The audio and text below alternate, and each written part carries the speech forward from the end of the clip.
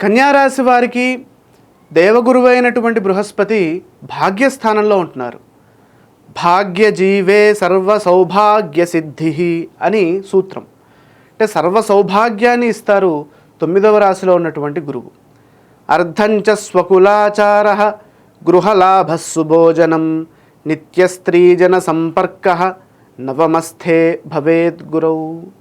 ధనలాభము, స్వకులాచారము, గృహలాభము, మంచి భోజన సౌఖ్యము మొదలైన శుభ ఫలితాలని 9వ రాశిలో ఉన్నటువంటి గురువు ఇస్తున్నారు. మనము శాస్త్ర ఫలితాలని కనుక చూసినట్లయితే 9వ రాశిలో గురువు మంచి ఆర్థిక వృద్ధినిస్తారు. చేస్తున్న పనిలో లాభాన్ని, ఉన్నత పదవీ ప్రాప్తినిస్తారు.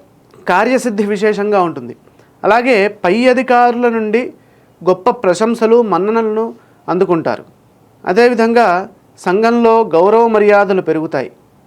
మీరు చేసేటటువంటి ప్రయత్నాన్ని అనుసరించి మీకు సమాజంలో ఉన్నత స్థాయి ఏర్పడుతుంది. అలాగే దైవ కార్యక్రమాలపై శ్రద్ధ పెరుగుతుంది. దైవబలం సదా రక్షిస్తుంది. పెద్దల ఆశీర్వచనాలు మిమ్మల్ని ఎప్పుడూ సదా కాపాడుతూ ఉంటాయి. పెళ్లి కాని వారికి ఈ సంవత్సరం గొప్ప శుభకాలంగా గోచరిస్తుంది.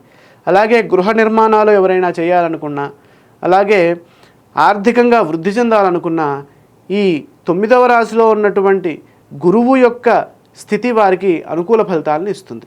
కాబట్టి మనం ఏదైనా ఒక మంచి పని చేయాలి అని అంటే ఆ సందర్భంలో మానవ ప్రయత్నంతో పాటు దైవబలం కూడా తోడవ్వాలి. ఈ కన్యారాశి వారికి దైవబలము అనుకూలంగా ఉన్న కారణం చేత చేసే ప్రయత్నాలన్నీ సఫలీకృతమవుతాయి ఈ సంవత్సరం. కాబట్టి కన్యారాశి వారు ఈ సంవత్సరము లక్ష్మీ ఆరాధన చేయడము, అలాగే ఇష్టదేవత ధ్యానం చేసుకోవడం ద్వారాగా విశేష కార్యసిద్ధి ఉంటుంది. మొత్తం మీద కన్యారాశి వారికి శుభ ఫలితాలే గోచరిస్తున్నాయి.